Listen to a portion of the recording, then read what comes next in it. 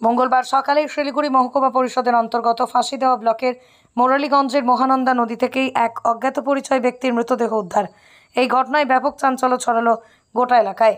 জানা গিয়েছে যে এদিন স্থানীয়রা প্রথমে এই ব্যক্তির মৃতদেহ মহানন্দা নদীতে ভেসে উঠতে দেখতে পান।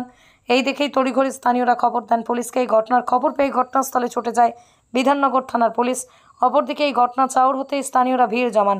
এরপরই পুলিশ গিয়ে মৃতদেহটি উদ্ধার করে ময়নাতদন্তের জন্য উত্তরবঙ্গ মেডিকেল কলেজ ও হাসপাতালে পাঠায়। তবে এখনও পর্যন্ত এই ব্যক্তির নাম পরিচয় কিছুই জানা যায়নি। যদিও নাম পরিচয় জানার চেষ্টা করছে পুলিশ। ইতিমধ্যেই গোটা ঘটনার তদন্তে নেমেছে বিধাননগর থানার পুলিশ।